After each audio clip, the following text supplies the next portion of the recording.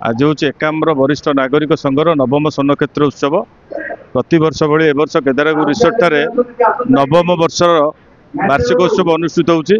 आज को 9 वर्ष तले पवित्र अक्षय तृतीया तिथि रे लिंगराज मंदिर सम्मुख में एकाम्र वरिष्ठ नागरिक संघ गठन करा जायतिला। 370 सभ्यों को नहीं एक संघ गठन करा जायछि।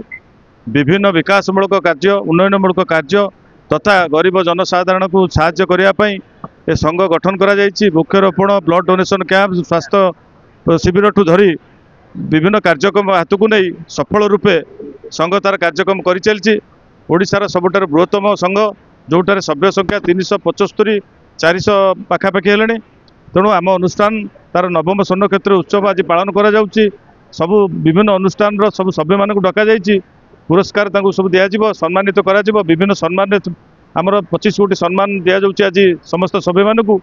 तेणु ये अनुष्ठान आगामी दिन में एक विराट अनुष्ठान जहाँ को आम समस्ते आमर एकाम्र निर्वाचन मंडली अंचल समस्त वरिष्ठ नागरिक मान को नहीं गठन करिछु एवं समस्त जनसाधारण को साहाय्य सहयोग करने संघ सदाबले आगे आगे तार आगभर हो तार कार्यक्रम आगू नहीं जाइए।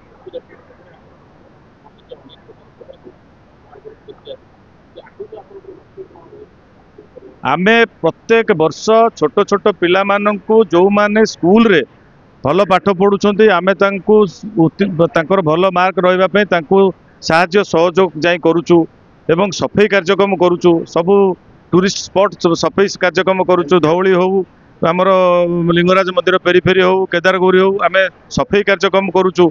हेल्थ कैंप स्वास्थ्य शिविर करूछु। वरिष्ठ नागरिक मानकर करूछु। अन्य मानक पय मध्ये स्वास्थ्य शिविर करूछु। एभली विभिन्न काम आमे करि चलछु। आमर महामारी जेतेबेले आगे कोविड बेले आमे विभिन्न गरीब लोक मानकु आमे बहुत खाद्य पदार्थ मध्ये बंटन करथिलु एवं विभिन्न कार्यक्रम हाथ को लेकिन आमे सुचारू रूपे वरिष्ठ नागरिक संघ तार आगामी दिन पे मध्ये कार्यक्रम करि चलछि। आज एकाम्र वरिष्ठ नागरिक तार स्वर्णक्षेत्र नवम स्वर्णक्षेत्र दिवस पालन करने जाऊँगी।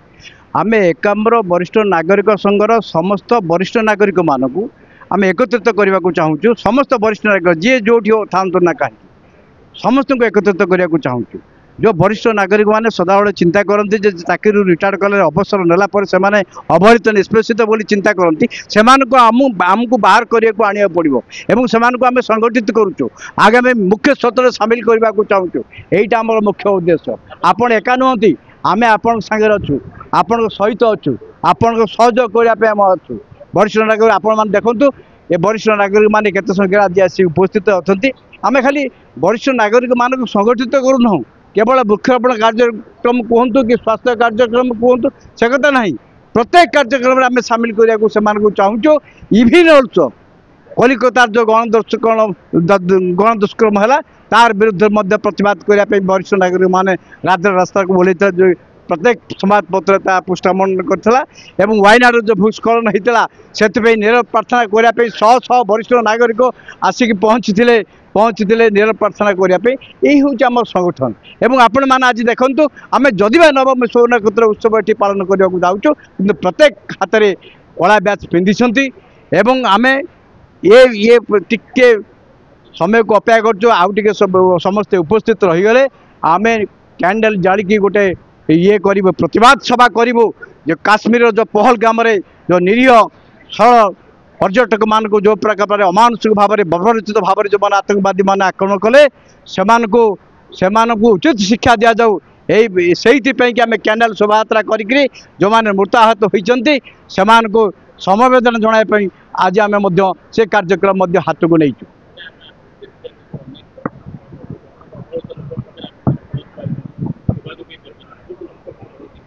आगुरी लक्ष्य रही आमर लक्ष्य रही वरिष्ठ नागरिक माने गोटे कथा होची से माने एका नुहति आमे तांको संगे अच्छु।